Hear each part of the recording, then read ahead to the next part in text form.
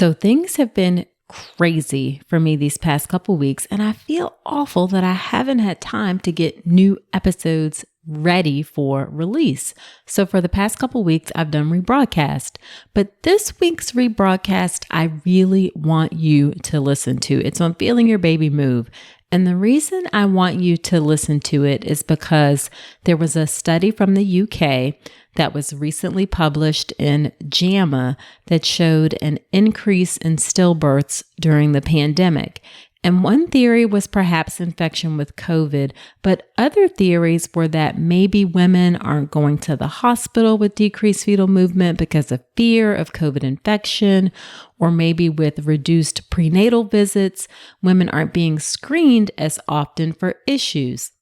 Now, although it's controversial as to whether or not tracking your baby's movements will always decrease stillbirth, studies have shown that a decrease in the maternal perception of fetal movement may precede stillbirth. So understanding your baby's movements is something you definitely should know.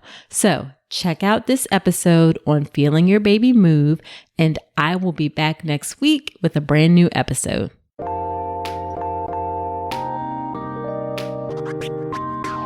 Welcome to the All About Pregnancy and Birth podcast. I'm Dr. Nicole Calloway Rankins, a practicing board-certified OB GYN who's had the privilege of helping hundreds of moms bring their babies into this world. I'm here to help you be knowledgeable, prepared, confident, and empowered to have a beautiful pregnancy and birth. Quick note, this podcast is for educational purposes only and is not a substitute for medical advice. Check out the full disclaimer at ncrcoaching.com/disclaimer. Now let's get to it. Hello and welcome to the podcast. I appreciate you spending some time with me today. Your baby moving is such an exciting milestone during your pregnancy. Feeling my baby's move, that was by far my favorite part about being pregnant. And if I'm honest, actually, it was the only thing I really enjoyed about being pregnant. To be honest with you, I really didn't enjoy pregnancy. Anyway, feeling your baby move is so reassuring to feel those kicks, those rolls, the hiccups, the twists, the punches, all of it just helps you feel reassured that everything's okay with your baby. Now, a normal amount of movement isn't only reassuring for you, it is actually a physiologic sign that your baby is doing well. When a baby is experiencing a lack of oxygen or is in distress, they compensate by slowing down their movements in order to preserve energy. So, needless to say, understanding your baby's movement is important. And in today's episode, we're going to cover everything you need to know, including when you will start feeling your baby move, how often you should expect to feel your baby move, and what to do if your baby is moving less than normal. Now, before we get into the episode, let me do a quick listener shout out.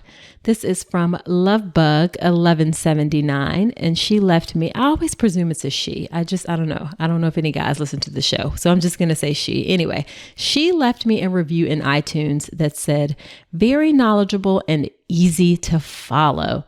Well, that is short, sweet, and to the point. Thank you for that review. Please keep the reviews coming, guys. I love to read them and I love to give shout outs. So leave me a review in iTunes so I can say thank you. You can also DM me if you'd like. I just love hearing from you. So just send me a message. Let me know what you think.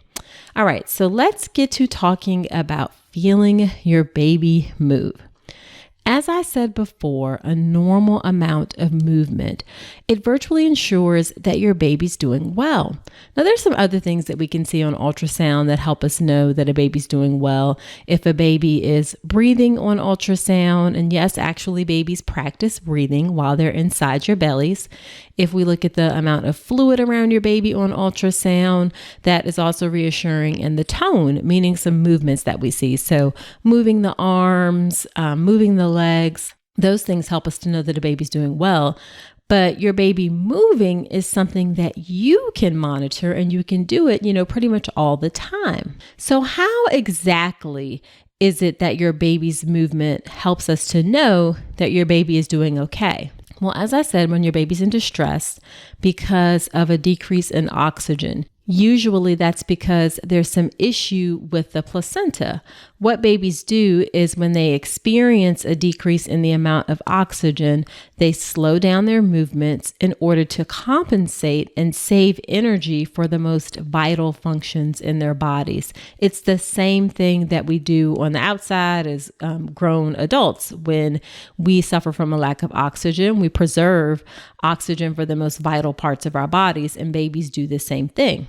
Now, if the oxygen deprivation that a baby experiences is very severe and prolonged and lasts a long time, and it's hard to say exactly what a long time is, but several hours for sure, then there will eventually be organ damage and, in the worst case, death or stillbirth.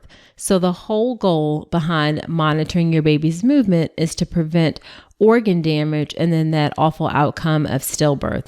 Now, please know that both of those things are rare. Stillbirth is a rare thing that happens. It happens in about 1% of pregnancies. So I don't want you to overly stress about it or obsess about it, but I do want you to understand why we believe that monitoring your baby's movement is important. Now, when will you start feeling your baby move? This is a really common question, especially for first-time moms. When are you going to start feeling that exciting movement? Well, we can actually see a baby moving on ultrasound as early as about 7 or 8 weeks of pregnancy. I know that's crazy. The baby is only about the size of a raspberry at that point, and we can see the movement, but you won't perceive your baby moving that early. You actually won't start to feel movement until between about 16 to 20 weeks of pregnancy. At 16 weeks of pregnancy, the baby's about the size of an avocado. At 20 weeks of pregnancy, your baby's about the size of a banana. So that's like a period of rapid growth, and that's when you start feeling that movement. Now, if you've had a baby before, you're more likely to feel that movement closer to 16 weeks. And if it's your first baby, it's going to be closer to 20 weeks. You also may feel movement on the later side if you have an anterior placenta. The placenta is what nourishes your baby. It's your baby's lifeline. It's truly a miraculous organ. And if the placenta is anterior means in the front. So if it's in the front part of your uterus, that kind of acts as something that's in between you feeling your baby's movement, because your baby's there, then the placenta, and then your uterus, on the outside. So if you have an anterior placenta, you may feel movement a little bit later. Now, those first movements can be described as sort of a fluttering sensation. And then as your baby gets bigger, it gets to be a more pronounced, and it's like, oh, there is obviously something moving inside of me. I've always wondered when you watch those TV shows about people who didn't know they were pregnant. For me, it was so obvious that there was something moving inside of my body. It would be hard to know that something's not going on. So I've just always been curious about how you couldn't know that you were pregnant. Now, once you get into the second and third trimesters, ultrasound can show a wide range of movements of a baby. We can see babies bending. We can see them looking like they're startled, like they jump. We can see hiccups. We can see breathing, as I mentioned before. They rotate around in there and move around. We'll see arms and legs stretch, a hand go up to the face, hands opening and closing. We'll even see things like sucking a thumb or yawning. So we can see lots of things on ultrasound. However, you may be surprised to hear that you will not actually feel all of those movements. Studies show that women feel anywhere from as little as 33% to 88% of movement seen on ultrasound. So you actually aren't going to feel all of the times that your baby is moving. When one study looked at how women matched up when they felt movement with what's seen on ultrasound, about 50% of the time, women could feel an isolated arm or leg move. So see it on ultrasound, and about 50% of the time, a woman would say that she felt like an arm or a leg move.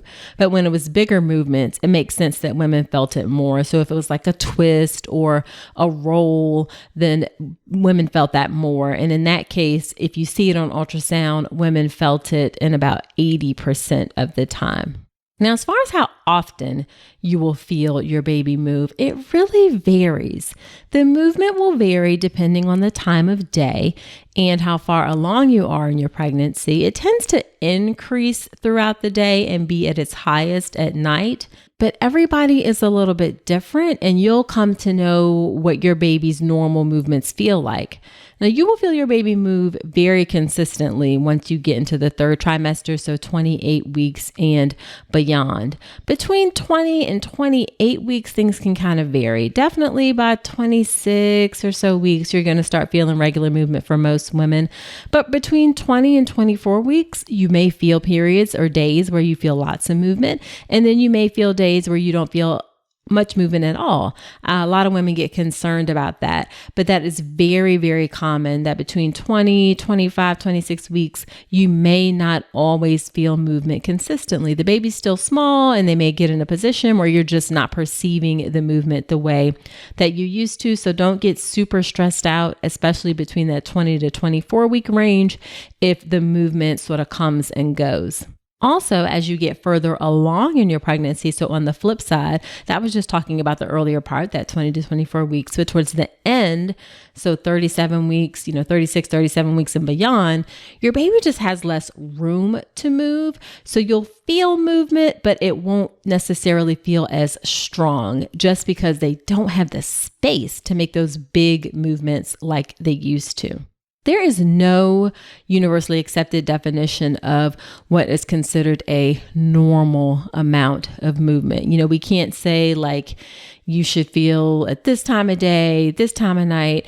It really is what you perceive. And similarly, a decreased amount of movement for your baby is based on what you perceive. Now, you will quickly get to know kind of like the patterns of what your baby does in terms of their movement, and you'll learn when things feel a little bit off. It is really different for every woman, and it is also different for every pregnancy. So for my first pregnancy, my daughter moved all the time. Oh my gosh, she was so ridiculously active. It was crazy. She moved so much that my husband Falcon, yes, Falcon, like the word, Falcon thought that something was wrong with her. She just moved like crazy. She still moves like crazy now that I think about it at 11 years old. But for my second pregnancy, she was a little bit different. She didn't really get like good and moving until later in the morning. And then she was just kind of steady moving throughout the day. She was a bit more laid back. She wasn't as crazy and over the top with the movements as my first daughter was. Now, normal movement is more formally assessed by doing something called kick counts. This is the way that we kind of keep track of how your baby's moving. Again, kick counts. So we say kick, but really it can be any kind of movement. It doesn't exactly have to be kicks. It's really just movements. The most common way that we measure kick counts are that you should feel at least 10 movements in 2 hours when you are focused on counting the movement. So really concentrating on counting those movements. 10 movements in 2 hours. That's the most common method. You'll see some other ones used, but again, that's the most frequent one. If you want to keep track or you need help keeping track of your baby's movements, and again, this is not something that I want you to obsess about. I want you to be aware of it, but not like stress yourself out about it. There are apps you can download to help you. I haven't previewed any apps or looked at any apps, so I can't give any specific recommendations about how things are good or bad. You'll have to do that research for yourself.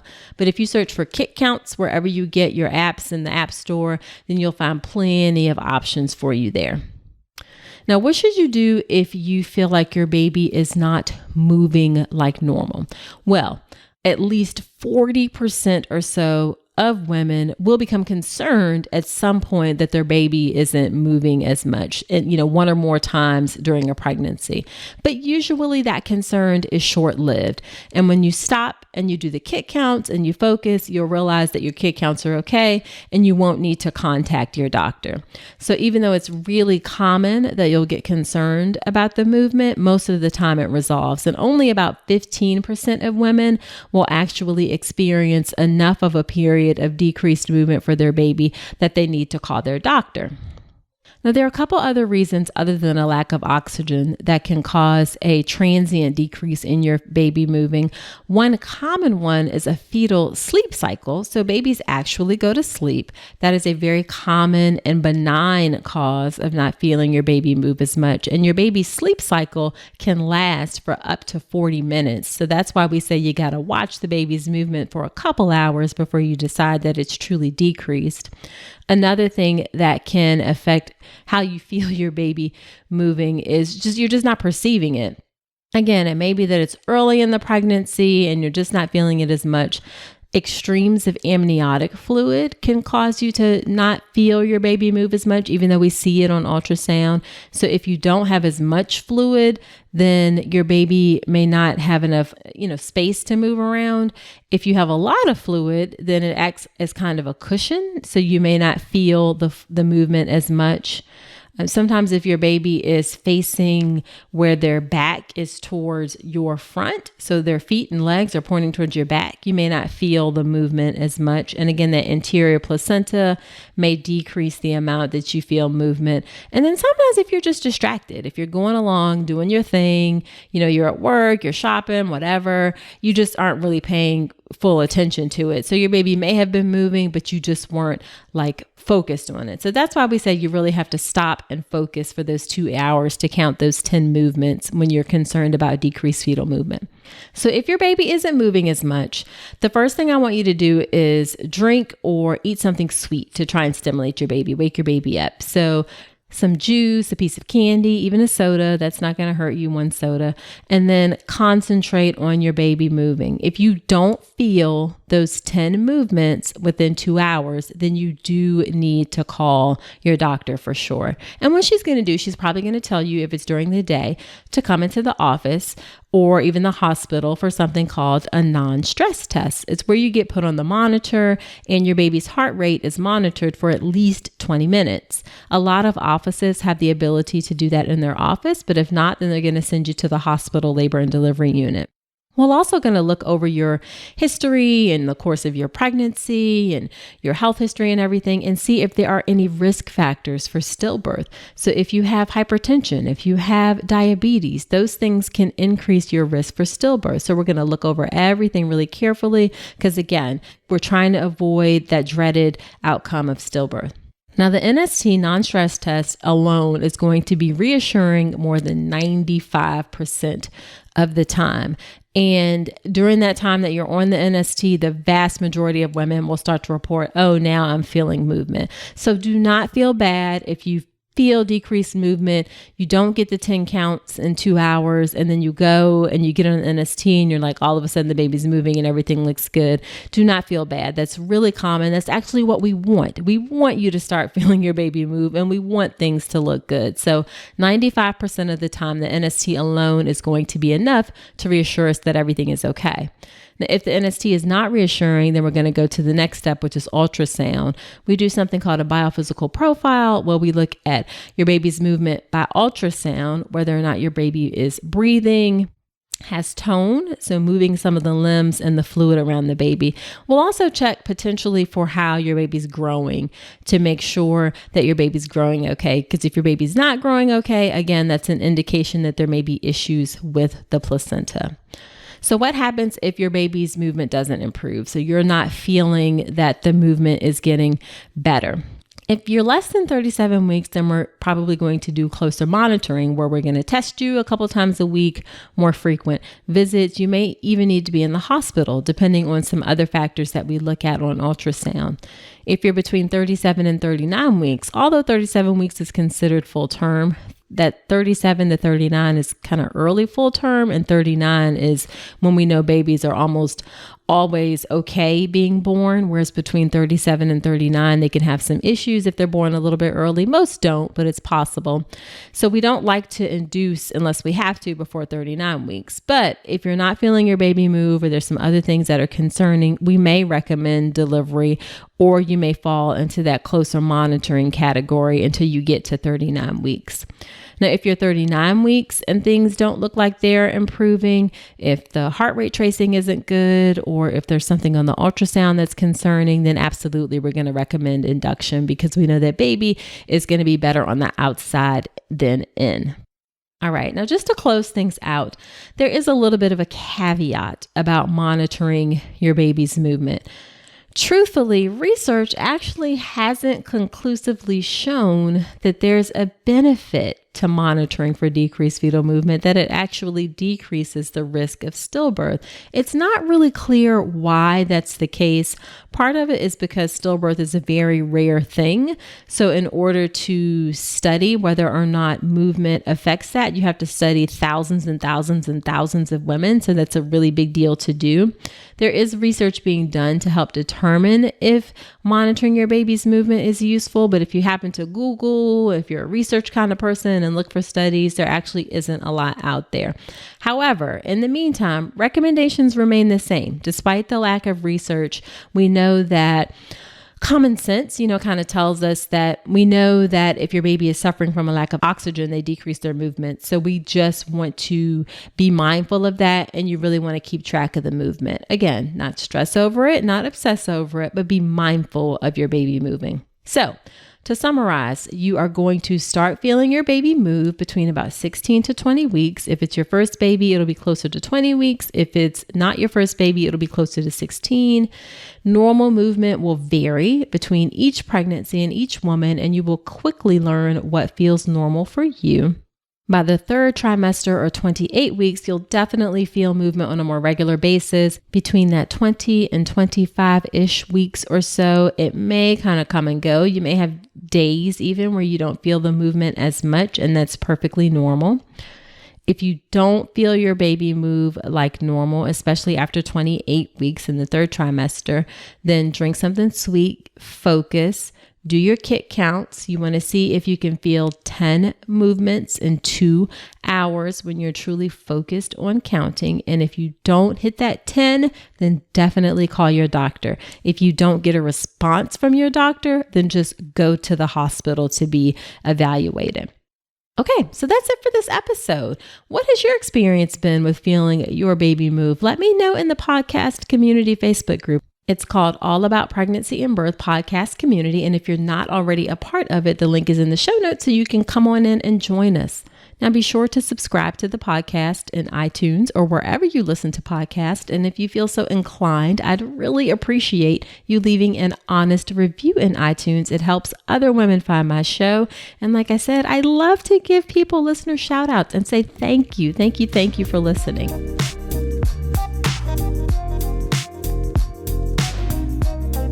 So that is it for this rebroadcast episode. Be sure to subscribe to the podcast in Apple Podcasts, Spotify, or wherever you are listening to me right now. I so appreciate you subscribing to the show.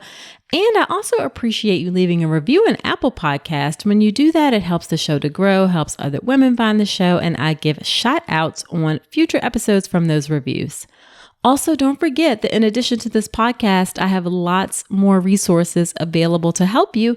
Head on over to my website, ncrcoaching.com, to check out my free online class on how to make a birth plan that works to help you have the beautiful birth that you want. Also, check out my signature online childbirth education class, the birth preparation course. It is the class you need to feel calm, confident, and empowered to have a beautiful birth. And it's currently discounted over 40% off in order to make it affordable during these COVID-19 times.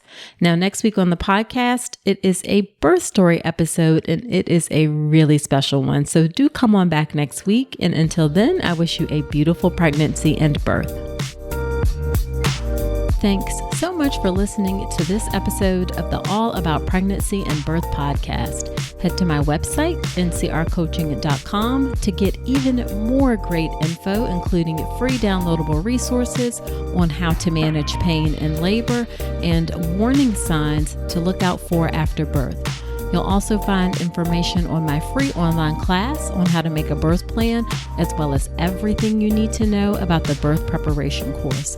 Again, that's ncrcoaching.com, and I will see you next week.